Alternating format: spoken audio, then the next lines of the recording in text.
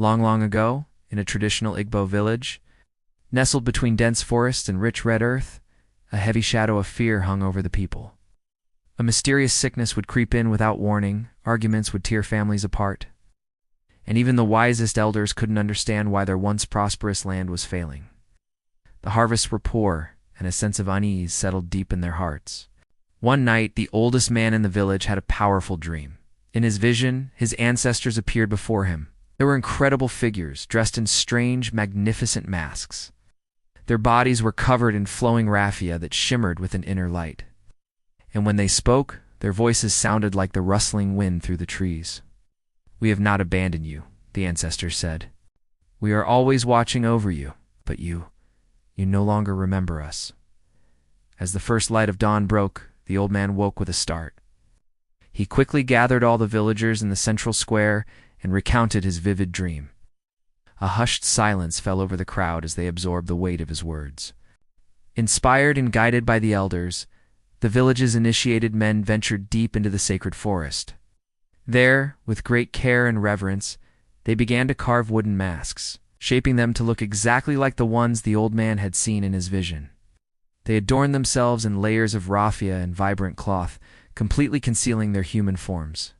They practiced sacred songs and learned ancient dances, their movements filled with a newfound spiritual energy.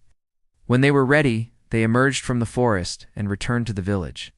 The people who saw them gasped. They were terrified because these figures no longer looked like men. They moved with an otherworldly grace, their masked faces hiding all human expression. Seeing the villagers' fear, the elders stepped forward and declared with authority, "Do not be afraid. These are not men. These are our ancestors. Return to us." As the masked figures began to dance, a profound sense of peace washed over the entire village. It was a tangible feeling, like a cool breeze on a hot day. Miraculously, long-standing disputes were settled on the spot. People who had committed wrongdoings came forward and confessed, seeking forgiveness. And as the days turned into weeks, the land itself began to heal. The soil became fertile again, and the crops grew tall and strong. The ancestral spirits, speaking through the dancers, gave one final instruction: only the initiated should ever wear the sacred masks. This was to ensure that the spirits would always be treated with the highest respect and never mocked or taken lightly. From that day forward, people called these sacred spirits Mmanwu, which means the living presence of the dead. And so, every year since that time, the Mmanwu masquerades return.